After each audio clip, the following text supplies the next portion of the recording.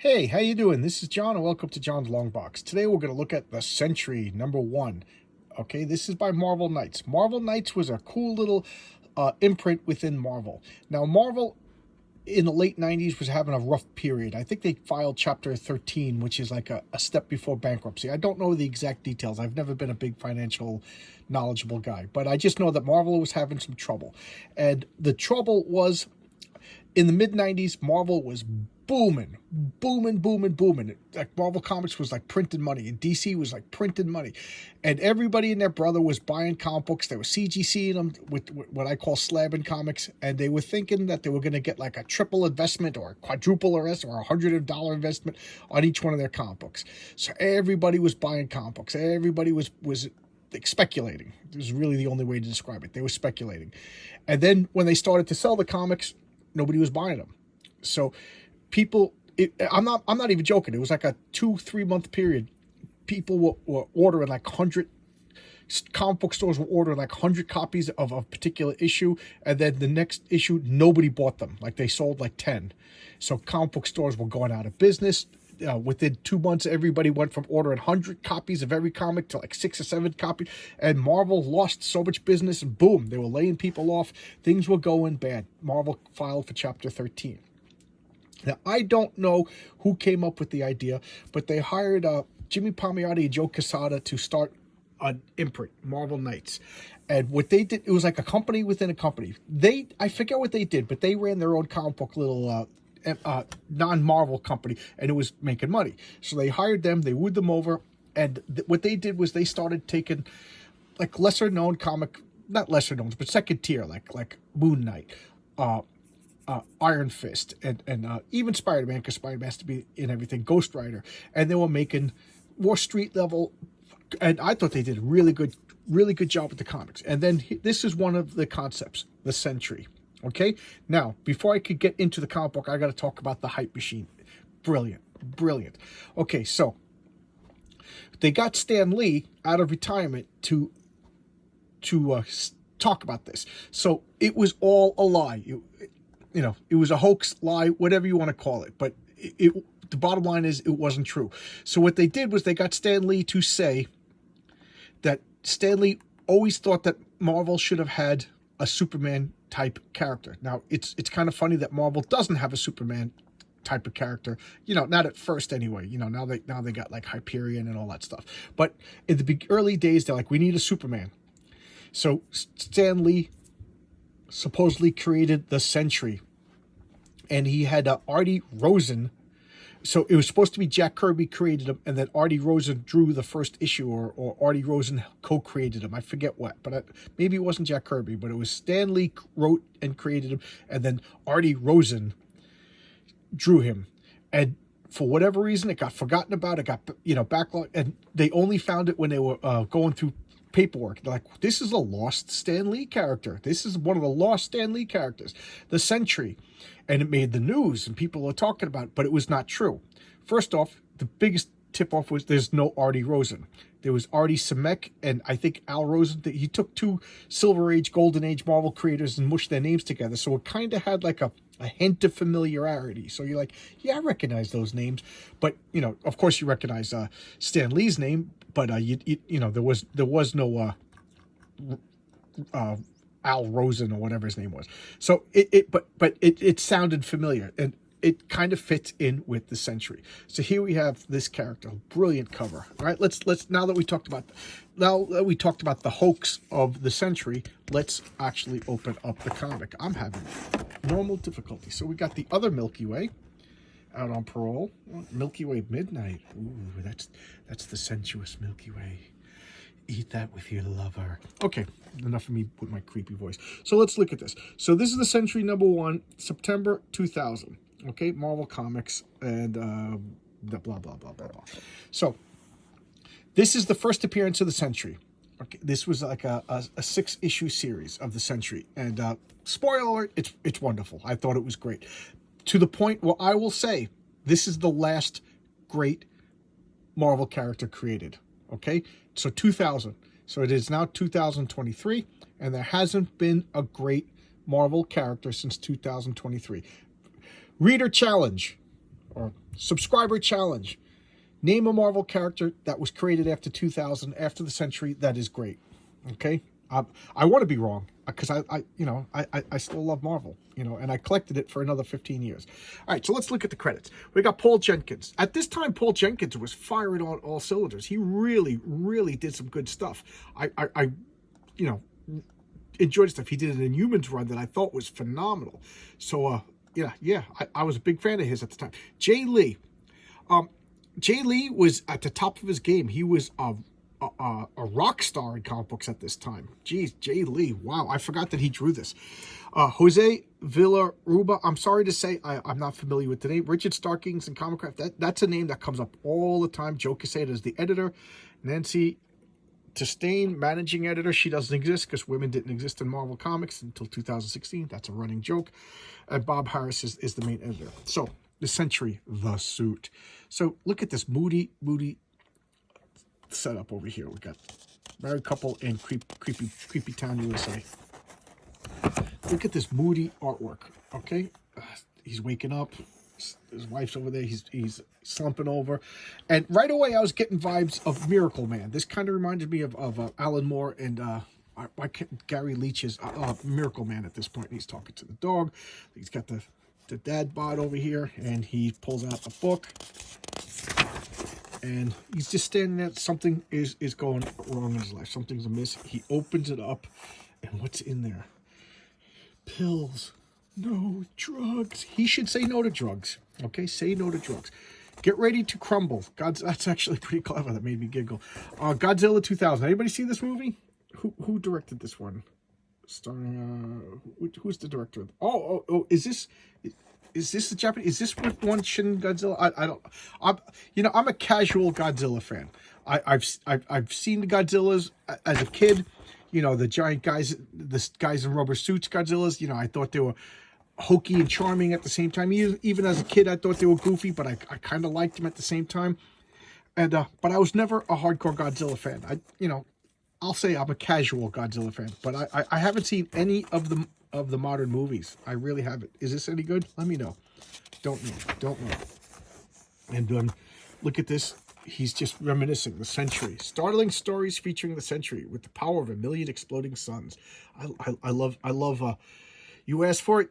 Loyal readers, introducing the greatest hero of them all, the Golden Guardian of Good. I just love this fake Marvel stuff. I just, Ape, and it's Ape and Kirby. He's thinking back of his magical form. He's looking at the dog.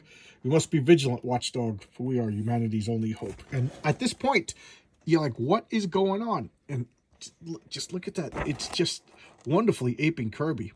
He's going back, looking at the stories, looking at the his origin. What is this? The Uncanny Valley is strong with this one. That is, I don't know. Life's a dance party, then you die. I don't know anything about that, and my brain probably blocked that out of my memory. Ugh. Okay. So he took. So this is his origin.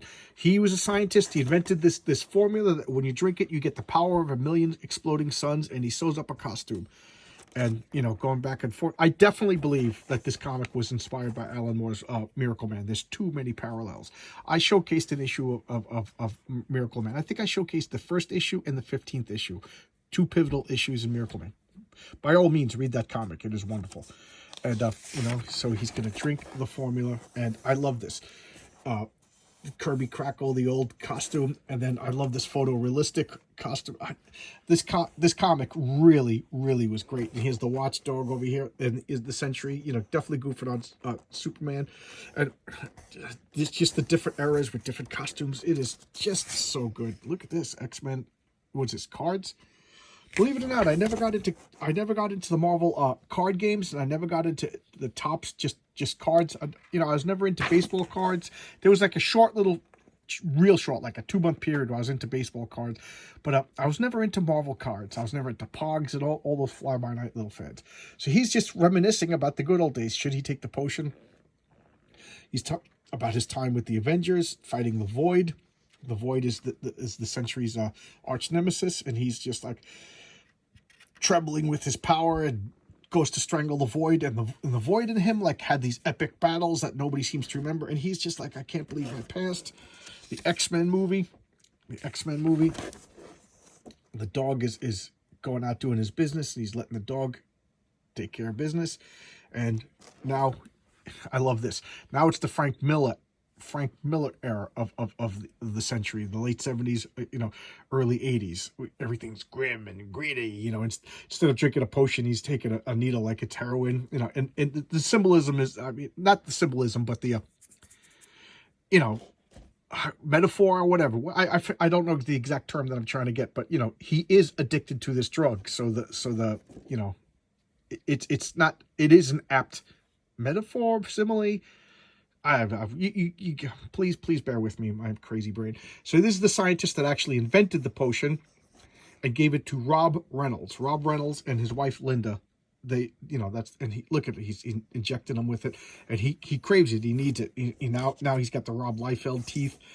I just think that they're doing such a good job, bringing us to different periods in the past. And then we got the X-Men toys, which I wouldn't be caught dead playing with that as a kid. These toys are pretty cool. I was so mad when the movie came out. First off, this movie stunk. Even at the time, I will go on and say this. When the first Batman movie, when the Michael Keaton Batman movie came out, I saw it in the Hamptons with my friend Phil, and it was over. The credits went up, and I just turned to him and I said, "That was bat cheese." And he laughed. This X-Men movie came out, and I was just like, I was infuriated because it was a big budget movie. It had so much hype. It had great actors, had a good director, and the story was just stupid. One of these days, if you're good, if you behave, I'll tell you my rewriting of the X-Men movie. And I think it would have been an important movie because I'm an egomaniac. All right. So now he's, thinking about, look at, like, he's all drawing all big and he's going out, now he's just thinking about his powers and what's going on. The Void is coming back. The Void is coming back. Look at that demonic, scary, almost like a ring wraith. Just a cool comp. And he's just like, I don't know what to do. So he's going to take out this last remnants of the potion, and he's freaking himself out. He's like, I don't know what to do. And, I need something. I need to focus. Okay, this is cool. These collectibles, I got to admit, these are cool. The Wolverine, this is cool. I never collected any of them, but they are cool. And what does he do? He's freaking out. I must be vigilant. And you call this vigilance, Sentry? He goes, you shouldn't have opened the door to me, Robert. I told you I would return. So the Void is coming through his dog. How horrible is that? Poor little dog. And he's like, oh no, I'll use my powers. Now he's fighting. He's summoning his powers, fighting the Void. And his wife's like, what's going on? Nothing. What's going on? And he's like, not the dog, it's the Void. He's come back. She's like, oh my God, you stupid bloody idiot. He goes, what do you do? You don't even have the guts to ruin your life in front of me anymore. And she's like, I told you you couldn't do it anymore. I had enough of your lies. If you got to stop all this nonsense, I'm going to leave you. And he killed the dog because of that. And now he's like, I just killed my dog because of this. And I got nothing else to do. And what does he do? He puts on a cape and he's flying away. So it was that confusing. And here is a fake interview with Stan Lee. So this is Stan Lee telling the story of how he created the Sentry because he wanted a Superman type of superhero for Marvel Comics. And then he had it drawn out and sketched and his origin created. And then that was put away for whatever reason and forgot about. That never happened. That was all a story that, if you ask me, it brilliantly fits in with the story of the Sentry. So let's look at the X-Men video game over here. Winky the Crow Show. I don't know anything about that. And let's talk about this. So, do you guys mind spoilers? I'll just, babble for a second. Libbity-boo, babbity-boo. And I'm going to give a couple of spoilers about this. All right, so in all of these issues of the Sentry, so here's issue 2, he's like and then the Void and him are fighting in the next, and then there was little one shots where the Sentry meets the Hulk, and everybody remembers the Sentry and everybody's friends with the Sentry. The Sentry has this aura, so that whenever he's around the Hulk is calm and nice and friendly and childlike, and the Hulk loves him. He calls him his golden friend. And Then whenever he's around Reed Richards like respects Rob Reynolds or the Sentry's scientific mind, and they work together. You know, he has like a history with all the heroes, but whenever the Sentry's not around, they kind of don't remember him. And the Sentry says that him and the Void are inextricably tied together, and the longer the Sentry exists, the longer the Sentry has his powers, the more powerful he becomes, and because he's linked to the Void, the more powerful the Void becomes. So the Void is like his negative. So think of him as positive energy, then Void is negative energy, and the more powerful he gets, the more powerful the Void gets. And when they battle, it destroys everything. And if he gets so powerful that the Void could destroy the world, you know, so the only way to defeat the Void is to not be the Sentry. So he lets the potion wear off, and he craves it, and it's agonizing, and because of that, there's no Void. And then what does he have to do? He erases everybody's memory that he ever existed. So even though he supposedly he was Reed Richards and Sue's first choice for best man, he knows Peter Parker's identity, and he helped Peter Parker make the web fluid, and he calms down the Hulk. He's been to Asgard with Thor and blah, blah, blah. You know, he's a founding member of the Avengers, but he left the team and nobody remembers him and all this stuff. Because if people remember him and cause him to become the Sentry again, then the Void will come back. The problem is it never happened. This is literally his first appearance. So what he is... They later explained that his power is the same as the Molecule Man. He controls molecules, and because he controls molecules, he can control like the chemicals in your brain and your. I call little bull on that. They should have said he has the power cosmic. That would have explained it better. But then again, I'm a nerd. So so Brian Michael Bendis said he has the same powers as the Molecule Man, but that doesn't explain to me all the mental tricks that he pulled. Let me take a sip. He literally should have said that he has the power cosmic, because the power cosmic can't be explained away, so therefore it's plot powers. But that's what I would have done, but I'm a crazy person. So, for all intents and purposes, he has the power cosmic. So he is like a mutant or something like that. It turns out that it's all a hoax. Stan Lee didn't do that. Paul Jenkins just made him up like this and asked Stan Lee to go along with it because it fits the story. So what does he do? He bursts onto the scene. His power erupts, and he becomes the Sentry. And because of his desire to want to be a great superhero, he implants these false memories in everybody. That's why they don't remember him, because he never existed. He only existed when this comic came out. And he retroactively was everybody's best friend. He retroactively but he's so powerful that he does calm the Hulk. And everybody has these fake memories. But when he's not using his powers, they forget about him. But, because it's all a manipulation. It's all a hoax. And then here's the thing. He is the Void. He's schizophrenic. So he when he gets too emotional or something happens to him, he'll freak out and turn into the Void. So that's why he has to subsume his own powers. And here's another creepy thing. That's not his wife. That's just a woman that he likes, that he's implanting these memories in. And his guilt, she's fighting with him because that's his guilt acting up. He knows he's doing the wrong thing. He's a drug addict. He takes these drugs to suppress his powers, and he forgets to take them, and he becomes a Sentry, and he has mental problems. And I thought he was brilliant. So it's a typical Marvel superhero in the fact that he's powerful, and he has this, I think, realistic, explainable weakness, not just the color yellow. I think he's a great three-dimensional character.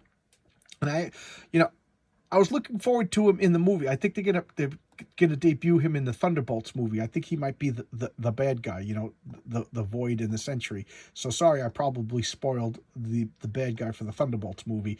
It's probably going to be the Void and the Sentry. And surprise, they're the same person. So there you go. But I'm just not looking forward to anything that Marvel's putting out these days, because Marvel is deteriorating before our eyes. The movies, the comics, everything Marvel. So that's why I look backwards in time. I'm an old man. Get off my lawn. But anyway, that's the Sentry. Rob Reynald, I thought he was brilliant. I really liked him. And is he still around? I haven't seen him in comic books lately. I do think he was the last great Marvel character to come out.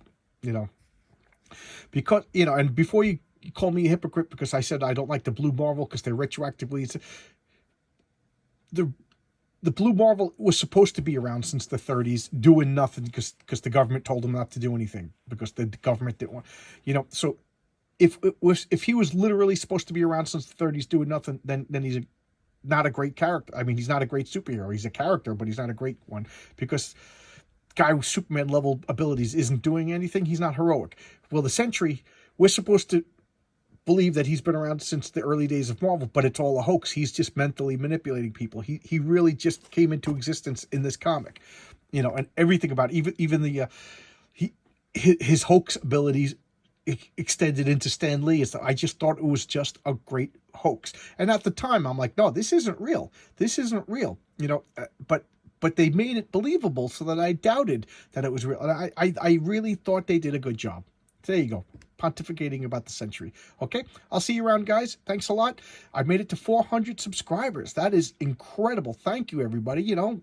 And everybody's commenting on every video. It's so much fun. So much fun. Thank you, guys. Thank you so much. Bye-bye.